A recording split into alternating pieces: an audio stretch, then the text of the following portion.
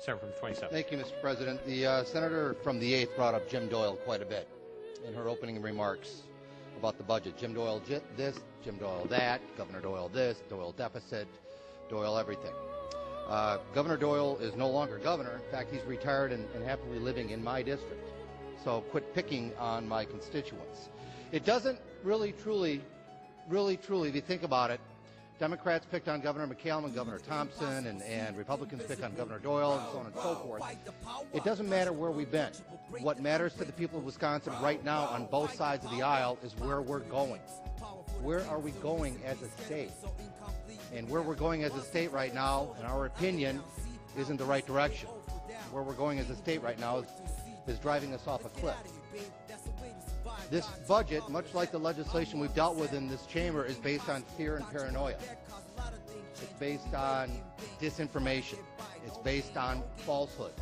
It's based, in fact, on some lies. That's what this budget is based on. And it's done so quite smartly to basically go after the types of things that the Republicans and the governor have gone after in this budget. This budget is setting our schools, our parks, our prisons, our local government, our state government, our county government. This is setting up our UW system, our technical school system, all of it. This budget is setting up all of that to fail. All of it.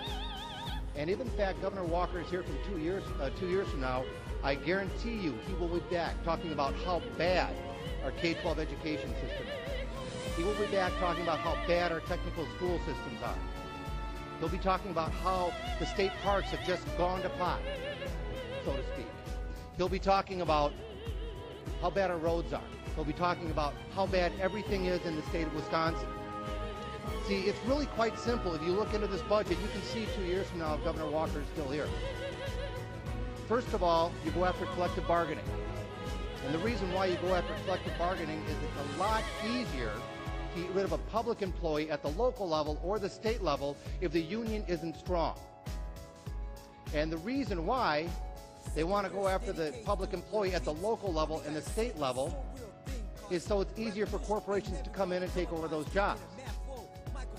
You combine the fact that we're getting rid of collective bargaining as we know it here in the state of Wisconsin, then you cut funding to K-12 education, to local units of government, and to everything else, and they're going to suffocate. Middleton may not be able to do what Middleton does right now with its public employees because they may not have the budget to do so because of the budget cuts they're taking a look at, and because of the cost controls put on them. Same thing with Dane County, same thing with even Waukesha County. Take your pick. So as a result, what's going to happen is local units of government and county governments will have to lay public employees off. It's easier to do that now. I've been saying this for a long time. You can lay off the snowplow drivers, but it's still going to snow in Wisconsin. The grass still needs to be cut, garbage still needs to be picked up, roads still need to be patched. You can lay off teachers, but kids still need to be taught. But what's going to happen in our K-12 education system, our public school system now, if the governor has his way truly on school choice, is our public schools will become institutions for kids who can't get into private schools. Because private schools can say no. So one of the absolute positive best things about the state of Wisconsin, our K-12 education system, is in a lot of trouble. But it's designed to be that way. There are corporations that have hired lobbyists for schools, for prisons, for health and family service programs. We all know that. They see a lot of money here in the state of Wisconsin. These are multinational corporations that can't prove their bottom line overseas, so they are turning to the states. That's what's going on. And it's not just in Wisconsin. It's in other states as well. So we say to our family member or our neighbors or our friends or whatever the case may be, look, you're a really dedicated public employee, and I know you got 25 years of service in, and you're great, but see ya. So long. Thanks.